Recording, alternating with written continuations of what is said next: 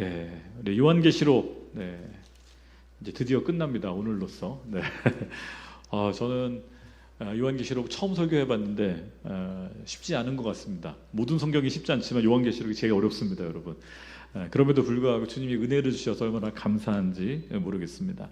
오늘 우리가 읽은 요한계시록이 마지막 장 22장, 예수님이 3번에 걸쳐서 하신 말씀이 있습니다.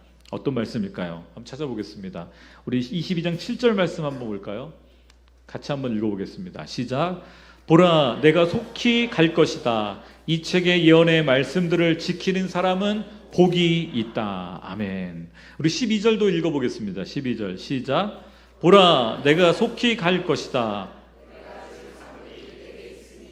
각 사람에게 그 행한 대로 갚아줄 것이다. 아멘. 20절 말씀도 한 번 더 읽겠습니다. 20절 시작. 이 모든 것을 증언하신 이가 말씀하십니다. 참으로 내가 속히 갈 것이다. 아멘. 주 예수여 오시옵소서. 예수님이 3번에 걸쳐서 이 성경의 가장 마지막 장, 마지막 페이지에 하신 말씀은 내가 속히 갈 것이다. 이것이 예수님의 진심이요 예수님의 마음입니다. 여러분, 예수님은 자기 백성에게 돌아오기를 원하세요. 우리에게 오시기를 원하십니다. 언제 오실까요? 내일 오실 수도 있습니다, 여러분. 올해 오실 수도 있고요, 내년에 오실 수도 있고요. 예수님께는 하루가 천년 같고 천년이 하루 같기 때문에 그런 의미로 본다면 이제 이틀밖에 안 지났습니다. 2000년밖에 안 지났기 때문에 언제든지 오실 수 있죠. 그런데 마태복음 24장에서 예수님이 이렇게 말씀하십니다. 그 날과 그 시간은 아무도 모른다. 하늘의 천사도 모르고 아들도 모른다. 오직 아버지만 아신다. 성부 하나님만 알고 계시는 때. 노아의 때가 그러했던 것처럼 인자가 오는 것도 그러할 것이다. 홍수가 나기 전 사람들은 노아가 방주에 들어가던 그날까지 먹고 마시고 장가가고 시집가고 하다가 홍수가 나서 그들을 모두 쓸어 갈 때까지 무슨 일이 일어나고 있는지 전혀 알지 못했다. 인자가 올 때도 그와 같을 것이다. 예수님은 갑작스럽게 오실 거라고 말씀하셨습니다. 그런데 예수님이 오시기 직전에 일어날 징조들에 대해서 몇 가지 힌트를 주셨습니다. 그것이 같은 본문이 마태복음 24장 7절에서 14절인데요. 이렇게 말씀하셨어요. 민족과 민족이 대항하여 일어나고 나라가 서로 대항해 일어날 것이다. 여러분, 예수님 이후로 많은 전쟁들이 있었죠. 저와 여러분이 살고 있는 이 시대는 이렇게 인간이 문명이 발전하고 이렇게 풍요로움에도 불구하고 전쟁이 계속되고 있습니다. 불과 며칠 전에도 이스라엘과 이란이 전쟁을 했고 러시아 우크라이나 전쟁은 끝나지 않고 벌써 4년째, 햇수로 4년째 계속되고 있지요. 곳곳에서 기근과 지진이 생길 것이고 그러나 이 모든 것은 진통의 시작이다. 그런 후에 사람들이 너희를 핍박당하도록 넘겨주고 너희를 죽일 것이며 모든 민족이 나로 인해, 예수로 인해, 예수님의 이름 때문에 너희를 미워할 것이다. 다른 것이 아니라 예수님을 믿는다는 이유 때문에 너희가 미움을 받을 것이다. 아니 2000년 전에 초대교인 때만 그런 것이 아니라 2000년이 지난 오늘도 예수님을 믿는다는 이유 때문에 고난당하고 핍박당하는 사람들이 있습니다.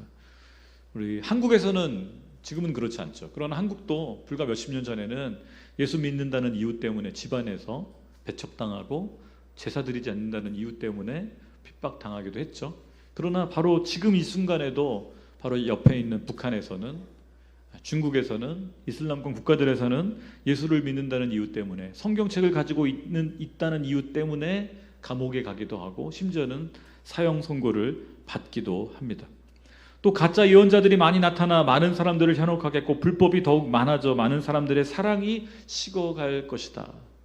가짜 예언자들 얼마나 많습니까? 목사, 선교사라고 말하지만 예수님의 이름보다 고난받는 것보다 영광을 취하고 더 많은 권력과 돈을 추구하는 가짜 예언자들이 얼마나 많은지 우리는 매일매일 보고 있습니다. 불법이 많아지고 많은 사람의 사랑이 식어지는 시대, 우리 시대의 모습 아니겠습니까? 그러나 끝까지 굳게 서 있는 사람은 구원을 얻을 것이다. 축복합니다. 저와 여러분이 예수님 오시는 날까지 믿음을 지키고 굳건히 서 있기를 축복합니다. 그리고 이 하늘나라, 이 마지막 구절이 중요한데요. 이 하늘나라 복음이 온 세상에 전파돼 모든 민족들에게 증언될 것이다. 그때서야 끝이 올 것이다. 예수님이 오시는 것을 확인할 수 있는 마지막 징조는 선교입니다. 여러분, 예수님의 재림은 사실은 선교의 완성을 말합니다. 반대로 말하면 선교가 완성되면 예수님이 오시는 거예요. 그렇죠? 흥미로운 거는요, 선교지에 많은 선교사님들이 이런 얘기를 해요. 현지 공무원들 또는 현지 경찰들이, 저도 사실은 요르단에서 비밀 경찰한테 조사를 받은 적이 있는데 이런 얘기를 합니다. 아유, 너희들 와서 의료봉사하고 NGO 사역하고 학교 만들고 다 오케이. 왜요? 돈 쓰는 거니까. 와서 우리를 위해 돈을 많이 써라. 그런데 한 가지만 하지 마라. 그 한 가지가 뭘까요? 예수를 전하지 마라. 그러면 나머지는 다 오케이. 이게 현지 경찰들이나 비밀 경찰들이 선교사들에게 하는 이야기입니다. 아니, 도대체 2000년 전에 십자가에 죽으신 그분의 이름, 예수의 이름이 도대체 뭐기에 2000년이 지난 지금 이슬람권이나 사회주의권에서 예수의 이름을 못 전하게 하는가? 도대체 그 이름이 어떤 능력이 있기에? 그렇습니다. 예수님의 이름에 능력이 있습니다. 사실 그 관리들, 그 경찰들은 본인들이 무슨 말 하는지 알지 못합니다. 마치 예수님이 십자가에 죽으실 때 예수님에게 못을 박았던 로마 병정들, 본인들이 무슨 짓 하고 있는지 모르면서 했어요. 그 예수님이 이렇게 얘기하시죠. 아버지여, 저들을 용서하여 주옵소서. 그 로마 병정들을 보시면서 저들이 지금 무슨 짓을 하는지 알지 못합니다. 왜요? 그 사람들 뒤에 영적 세력이 있기 때문에 그렇습니다. 어떤 영적 세력이 있는가? 공중 권세 잡은 자, 바로 사탄이죠. 사탄이 그 사람들을, 아니 그 정부를, 그 정권을 다스리고 있기 때문에 다른 건 다 해도 괜찮은데 예수 이름만 전하지 말라고 하는 것입니다. 영적인 일인 거죠. 사탄은 압니다. 예수님이 다시 오시면 본인이 끝난다는 걸 압니다. 사탄의 끝, 예수님의 재림, 본인들이 지옥에 가는 시간이 얼마 남지 않음을 본인들이 알고 있어요. 그래서 수단과 방법을 가리지 않고 예수님의 이름을 못 전하게 막습니다. 선교사들을 핍박하고 현지 교회를 불태우고, 그거는 굉장히 사실은 이제 거친 방법인데, 지난주에도 시리아에서는 교회가 폭탄 테러를 당하고 총기 난사를 당해서 22명이가 죽었습니다. 시리아 크리스찬들 많지도 않은데 씨를 말리고 있습니다. 또 교활한 방법도 씁니다. 교회를 분열시킵니다. 실제로 미국에 한인교회가 약 4,000개 있어요. 한인교회들의 특징을 보면 한 50명 될 때는 되게 뜨겁고 좋습니다. 100명쯤 되면 교회가 갈라집니다. 말씀파, 기도파로 나눠집니다. 서로 싸워요. 그래서 또 분열해요. 교회를 자꾸 분열시켜요. 그러면 어떻게 되는가? 교회는 선교를 못합니다. 교회는 생존 모드, 서바이벌 모드에서 계속 허덕이도록 교회를 계속 분열시켜요. 하나님은 그것마저도 사용하셔서 교회가 더 늘어나게 하시고, 그 중에 그 위기들을 뚫고 성장하는 교회들이 선교하도록 또한 쓰시기도 하죠. 중요한 건 사단은 어떤 방법을 써서든 교회를 분열시키고 무너뜨리고, 그리고 각종 핍박을 통해서 예수를 전하지 못하게 한다는 거예요. 우리 선교사님들이 쓰는 단어 중에 이런 단어가 있습니다. 미전도 종족. 혹시 들어보셨는지 모르겠어요. 영어로는 unreached people. 복음이 한 번도 제대로 전달해지지 않은 민족. 이 미전도 종족은요, 그 종족 사람들 가운데 예수를 아는 사람, 예수를 믿는 사람이 2% 미만일 때 미전도 종족이라고 말합니다. 전 세계에 약 7,400개 종족이 현재 미전도 종족입니다. 여러분, 우리 한민족도 불과 100년 전에 미전도 종족이었습니다. 예수님 시대 때 12제자에게 땅끝까지 가라 할 때 그 땅끝이 어디였을까요? 예루살렘 기준으로 땅끝이 어디냐면 해운대입니다. 그죠? 아시아 대륙을 지나 끝까지 오면 한반도 그 끝자락에 해운대가 있잖아요. 이러면 이제 전라도 분들이 싫어하죠. 아닙니다. 해남이 땅끝입니다. 또 아닙니다. 최남단은 마라도입니다. 뭐 이렇게 얘기할 수도 있지만, 불과 100년 전 우리는 미전도 종족이었고, 선교사들을 죽였던 민족이었고, 예수 믿는 사람들을 많이 목베어 죽였고, 심지어는 불과 70년 전에 6.25 때도 우리는 많은 기독교인들을 죽였던 민족입니다. 그런 종족이 바로 미전도 종족이에요. 근데 조금 더 최근에는 더 한 단계 나간 개념이 등장했는데, 그건 뭐냐면 미개척 종족이라는 단어가 등장했어요. 이건 뭐냐면 예수님을 아는 사람이 그 민족 가운데 0.1%, 그럼 2%도 적은데 2%보다 더 극단적으로 적은 0.1%인 종족이 전 세계에 약 5천 종족이 있습니다. 그러니까 7,400 종족 중에서 더 그죠? 2,400 종족은 한 1, 2%된 거고 5천 종족은요 0.1%인 거예요. 그 종족들에게 우선적으로 복음을 전해야 될 필요가 있죠.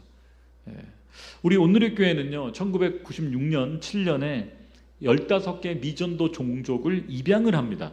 교회가. 우리만 입양한 게 아니라 다른 교회들도 다 입양했어요. 그래서 그 종족을 우리가 품고 기도하고 선교하겠다. 근데 많은 교회들은 잃어버렸습니다. 미전도 종족 입양해놓고 까먹었어요. 왜 목사님들이 자꾸 바뀌니까 언제 했었나 역사 속의 한 장면으로 사라졌는데, 우리 오늘의 교회는요 우리 선교사님들 가기 전에 이미 성도님들을 먼저 정탐 보내고 아울리치 보내고 선교사를 보내서 이 15개 종족에게 교회를 개척할 수 있도록 애를 썼습니다. 이제 30년이 흘렀어요. 지도 다시 한번 보여주시겠습니까? 이미 나와 있네요. 죄송합니다. 보시면 멕시코 미에족, 타라후마족, 터키의 쿠르드족, 투르크족. 저는 이제 이라크에 있을 때 쿠르드족을 저희가 좀 더 신경을 썼거든요. 그렇습니다. 지금 교회가 생겨났죠. 또 중앙아시아의 이제 몽골의 부리아트족, 우리 블랏 형제님이 부리아트족 출신이신데 우리 잠깐 일어나 줄 수 있어요? 네, 박수 한번 해주십시오. 네. 우리 자매님들 같이 일어나면 좋은데. 네. 우리 블랏 형제는요 러시아 부리아트족입니다. 우리가 30년 동안 기도했던 종족이에요. 근데 예수님 믿고 우리 한국 자매님과 결혼해서 제주에 살고 계세요. 할렐루야. 얼마나 감동인지 몰라요. 우리 스리랑카의 또 베다족, 또 미얀마의 인타족, 중국의 위구르족, 한이족, 아제르바이잔의 아제리족, 우즈베키스탄의 우즈벡족, 카라칼팍족, 또 멕시코의 미에족, 타라후마족, 케냐의 스와힐리족, 말레이시아 이반족, 인도네시아 람풍족. 아마 여러분 처음 들어본 종족 이름이 되게 많을 거예요. 근데 오늘 교회에서는 이 종족들을 30년 동안 기도했습니다. 그리고 아울리치를 갖고 실제로 선교사를 보냈고 현지인들이 성도들이 나오기 시작하면서 신학을 공부시키고 교회들이 세워졌습니다. 할렐루야. 또 그 종족 가운데는 또 같이 선교하는 사람들이 생겨나기 시작했습니다. 얼마나 놀라운 일인지 모릅니다. 하나님의 역사에 본다면 미전도 종족이었던 한 민족이 또 다른 미전도 종족을 선교하고 있는 것이죠. 이게 하나님의 섭리이고 하나님의 역사입니다. 오늘 예수님의 다시 오심은 선교의 완성을 보여줄 것입니다. 또한 예수님의 다시 오심은 무슨 일이 벌어지는가? 오늘 14절 9절 한번 같이 볼까요? 14절 같이 읽겠습니다. 시작. 생명나무를 취할 권리를 가지며 문들을 통해 도성으로 들어가려고 자기의 옷을 빠는 사람들은 복이 있다. 한 구절 더 보겠습니다. 19절 한번 읽어볼까요? 19절 같이 읽겠습니다. 시작. 그리고 누구든지 이 예언의 책의 말씀들로부터 어떤 것이라도 없애버리면 하나님께서는 이 책에 기록된 생명나무와 거룩한 도성에서 그의 몫을 없애버릴 것이다. 여기 거룩한 도성 앞에 생명나무가 등장합니다. 생명나무는 창세기에 등장하죠. 에덴 동산에 있었던 나무입니다. 에덴 동산의 중앙에 생명나무와 선악을 알게 하는 나무 두 나무가 있었다고 말해요. 이 생명나무를 먹으면 영원한 생명을 얻을 수 있다라고. 선악을 알게 하는 나무는 선악을 판별하는 판단력이 생기는 것이죠. 아담과 하와가 어떤 열매를 먼저 먹었을까요? 질문이 틀렸습니다. 어떤 나무 열매를 먹었을까요? 생명나무 열매를 안 먹고 선악을 알게 하는 나무를 먹어서 타락해버리죠. 그리고 쫓겨납니다. 어렸을 때 성경 읽다가 그런 생각했습니다. 우리 아담 할아버지와 하와 할머니가 순서가 바뀌었다. 생명나무 먼저 먹었어야 되는데 그럼 안 죽었을 텐데. 그리고 나서 선악과 바로 옆에 있으니까 따먹지. 둘 다 따먹었으면 얼마나 좋아요. 그죠? 그러면 이제 끝나는 거죠. 창세기 3장 22절 또 24절에 하나님이 이렇게 말씀하십니다. 여호와 하나님께서 말씀하셨습니다. 이 사람이 우리 가운데 하나같이 돼 선악을 알게 됐으니, 선악과를 먹음으로 뭐가처럼 됐어요? 하나님처럼 된 거예요. 선악과를 먹은 동기가 뭐냐면 하나님처럼 되고 싶어서 먹은 거예요. 선악을 알게 하는 거는 심판자의 권한입니다. 선악의 기준은 하나님이십니다. 근데 인간이 선악과를 먹음으로 인간이 심판자의 자리에 앉기 시작했고, 그래서 우리는 서로를 비난하고 서로를 공격하기 시작했죠. 그런데 그 다음 중요한 거는 생명나무이죠. 이제 그가 손을 뻗어 생명나무 열매까지 따먹고 영원히 살게 되면 안 될 것이다. 여러분, 동산 중앙에 하나님이 선악과와 생명나무를 만드신 이유는요, 이거였습니다. 생명나무는 창조주가 누구인지를 기억하라. 생명을 주시는 분은 하나님이시다. 선악과는요, 심판자가 누구인지를 보여줍니다. 하나님이 선악의 기준이시다. 창조주와 심판자를 보여주는 게 두 나무이고 하나님을 보여주는 건데, 인간이 그것을 탐냈죠. 인간은 여전히 영원한 생명을 탐냅니다. 그런데 금지됩니다. 타락함으로 말미암아. 하나님께서 그 사람을 쫓아내시고 에덴 동산 동쪽에 그룹들과 회전하는 칼에 불꽃을 둬 생명나무로 가는 길을 지키게 하셨습니다. 원래는 허락되었던 나무들에 금지돼 버렸죠. 그런데 오늘 요한계시록에 그 나무가 봉인이 해제가 됩니다. 생명나무에 가는 길이 열린 것이죠. 누구를 통해서요? 예수님을 통해서. 요한계시록 2장 22장에 생명나무는 계속해서 등장합니다. 그 취할 권리를 예수님이 갖고 계시고 그 생명을 저와 여러분에게 주시겠다고 말씀하세요. 예수님 말씀하십니다. 나는 길이요 진리요 생명이니 나를 통하지 않고서는 아버지께로 올 사람이 없다. 생명나무로 가는 길, 그리고 그 생명나무 넘어 하나님의 도성에 들어가는 것, 두 가지 다 예수님을 통해서만이 갈 수 있는 것입니다. 우리가 이 땅에 살아가는 것, 이건 여정이죠. 삶의 여정인데요, 목표가 있습니다. 잘 먹고 잘 살다가 갔더라가 아니라 저와 여러분이 가야 될 본향이 있어요. 원래 고향이 있어요. 그리고 우리가 맛봐야 될 생명나무가 거기에 있습니다. 바로 예수님이시죠. 예수님을 나를 맛보아 알지어다. 나를 먹는 자는 영원히 살겠고, 예수님은 생수의 근원일 뿐만 아니라 생명나무가 되시는 분이시죠. 그래서 우리 인생의 목표는요, 잘 먹고 잘 사는 게 목표가 아니라 예수님을 닮아가는 것, 예수님과 하나 되는 것이 인생의 목표가 되어야 합니다. 그래서 매일 큐티하고 매일 새벽 기도하고 매주 이렇게 나와서 예배 드리는 것입니다. 왜요? 예수님을 맛보아 알기 위해서. 우리 마지막으로 20절, 22절 구절을 함께 읽도록 하겠습니다. 같이 읽을까요? 시작. 이 모든 것을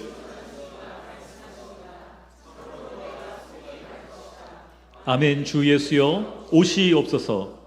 주 예수의 은혜가 모든 사람과 함께 있기를 빕니다. 아멘. 오늘 설교의 제목이죠. 아멘. 주 예수여 오시옵소서. 마라나타라는 단어가 있죠. 아까 찬양에도 등장했는데, 마라나타라는 단어는 시리아 아람어입니다. 시리아 사람들이 사용하는 언어죠. 아랍 사람들이 쓰는 아랍어와는 다릅니다. 약간 유사점도 있지만, 마라나타, 초대교인들이 찬양 때마다 불렀던, 외쳤던 구호입니다. 주 예수여 오시옵소서. 선교의 완성이신 주님의 오심을 기다리며 왜 초대교인들은 예수님의 오심을 이렇게 찬양했을까요? 너무 힘들었기 때문에 그렇습니다. 초대교회는 예수님을 믿는다는 이유 때문에 고난받았고 감옥에 던져졌고 사자굴에 던져졌고 죽임을 당했습니다. 초대교인들을 보면은요, 선교를 열심히 안 했습니다. 초대교회 역사를 보면 313년까지 선교라는 개념 자체가 없었고 하지 않았습니다. 왜 그런지 아세요? 너무 힘들었거든요. 예수님 전하면 다 죽었거든요. 세례도 함부로 주지 않았습니다.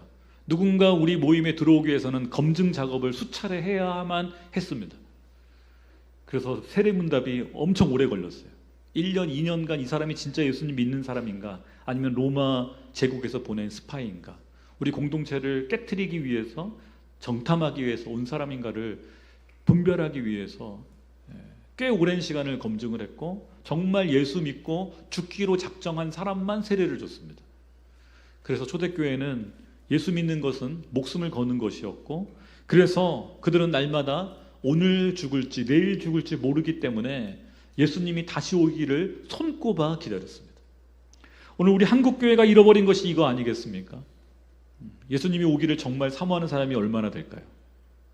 그런데 우리 옆에 있는 북한 지하교인들은 이불을 뒤집어 쓰고 톡을 해서 기도합니다. 주님, 당장 와주십시오. 지금의 삶이 너무 고통스럽습니다. 아프가니스탄에 있는 지하교인들이 기도합니다. 주님, 메시아여 어서 오시옵소서. 이 탈레반을 무너뜨리고 주님 우리에게 예배의 자유를 허락하여 주옵소서. 고통 가운데 고난 가운데 있는 성도들은 오늘도 기도합니다. 마라나타 주 예수여 오시옵소서. 그러나 간절함이 없는 크리스찬들은 그런 기도를 하지 않습니다. 여기가 좋사오니 초막셋을 짓고 살고 싶습니다라는 베드로의 고백처럼 에어컨 빵빵하고 시원하니까 주님 여기가 좋습니다. 조금만 불편해도 불평합니다. 감사치 않죠. 여러분, 저와 여러분이 고난 가운데 있는 성도들을 기억하며 오늘도 이 고백이 저와 여러분의 고백 될 수 있기를 축복합니다. 아멘. 주 예수여 어서 오시옵소서.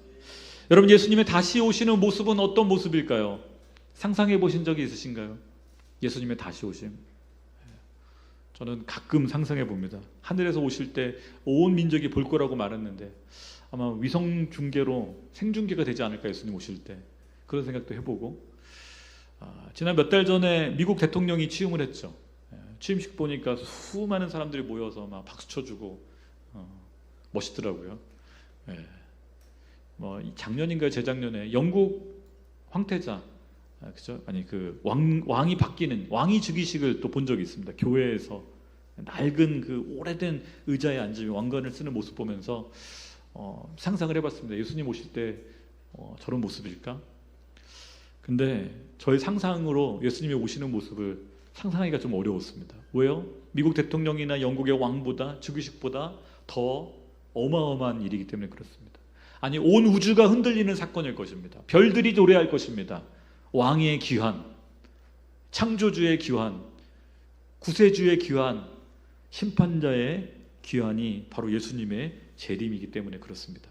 그날에 예수님을 사랑하고 예수님을 예배했던 사람들, 저와 여러분은 충격과 함께 환희를 외칠 것입니다. 드디어 예수님 오시는구나. 진짜 예수님 살아계시는구나. 우리는 아마 춤추며 어떤 연예인이 오는 거랑 비교할 수 없는 저 기쁨으로 감격하며, 그리고 우리의 모습도 바뀔 겁니다. 변화되어질 것입니다. 이런 죄인 된 모습이 아니라 예수님으로 인해서 변화될 거예요. 그런데 어떤 사람들은 숨을 겁니다. 내가 핍박하고 미워했던 예수가 진짜 다시 오다니. 사단에 휘둘렸던 사람들, 사단의 앞잡이에 했던 사람들은 지하에 숨고 그 재앙을 피해서 숨을 것입니다. 저와 여러분은 예수님을 향해 환호하며 예배자로 서 있을 수 있기를 축복합니다. 예수님 오시는 날까지 믿음 잃지 않고 끝까지 예배자로 있기를 축복합니다. 그래서 우리는 매일매일 예배를 드려야 되는 거예요. 매일매일 예수님을 향한 사랑의 고백을 해야 되는 거예요. 제가 설교 때 자주 말씀드려서 또 얘기하면 식상할 수도 있지만 여러분에게 꼭 하라고 권하고 싶습니다. 주무시기 전에 예수님 이름 3번 부르십시오. 할렐루야. 몇 번 부르라고요? 3번. 사실 주무실 때 이렇게 스마트폰 보다 잠들지 마시고, 보더라도 잠들 때는 스마트폰 끄고 누워서 혼자 외치는 거죠. 예수님, 예수님, 예수님. 그러다 잠드는 거예요. 그러면 악몽을 안 꿉니다, 여러분. 쓸데없는 거 보다가 잠들면 악몽 꿉니다. 근데 예수님 3번 부르고 예수님 생각하다 잠들면 예수님이 꿈에 나올지도 몰라요. 할렐루야. 그때 그냥 예수님만 부르면 좀 약간 좀 밋밋하잖아요. 그래서 저는 업그레이드 시켰습니다. 어떻게요? 예수님 사랑합니다. 예수님 감사합니다. 오늘 하루도 함께 해주셔서 지켜줘서 감사합니다. 그리고 마지막 약간 닭살 돋는 고백이긴 한데, 예수님 보고 싶습니다. 무슬림 형제들은 꿈에는 자주 나타나시는데 왜 제 꿈에는 안 나타나시나요? 직접 보고 싶습니다. 예수님 감사합니다. 예수님 사랑합니다. 예수님 보고 싶습니다. 이 고백을 하고 잠들면 되게 깊이 자더라고요. 축복합니다. 예수님을 향해서 그렇게 고백하며 잠들 수 있는 저 여러분 되시기를 축복하고요. 눈을 떴을 때 예수님 만날 수 있기를 축복합니다. 아멘이 좀 약하죠? 눈 떴는데 예수님 보이면 어디예요? 천국입니다. 할렐루야. 눈 떴는데 와이프가 보이면 아직 이 땅인 것이고, 예수님 보이면 천국이고, 할렐루야. 우린 살아도 은혜요, 죽어도 은혜입니다. 내가 주님께 가든지 주님이 나에게 오든지 둘 중에 하나입니다. 우리에겐 그 외엔 다른 길은 없습니다. 일평생 예수님과 함께 동행하며 임마누엘로 주의 오심을 맞이하는 저와 여러분 되시기를 축복합니다. 같이 기도하겠습니다. 내가 속히 오리라, 내가 속히 오리라, 내가 속히 오리라 약속하신 주님의 말씀을 믿습니다. 마라나타 주 예수여 어서 오시옵소서. 이 고백이 나의 고백되며 우리의 고백되게 하여 주옵소서. 날마다 잠들 때 다시 오실 주님을 사모하며 주님 사랑합니다, 주님 감사합니다, 주님 보고 싶습니다 고백하며 잠드는 우리가 되게 하시며, 눈을 떴을 때 예수님 만날 때 주님 품에 달려가 안기는 하나님의 아들 딸들 되게 하여 주옵소서. 이 땅에 살지만 땅에 속한 자가 아니라 하늘에 속한 자로 살게 하시며 주의 영광을 보는 자로 살게 하여 주옵소서. 주님 감사합니다. 이번 한 주간도 우리의 삶을 지키시며 보호하시며 인도하여 주옵소서. 그렇게 역사하실 예수님의 이름으로 기도하였습니다.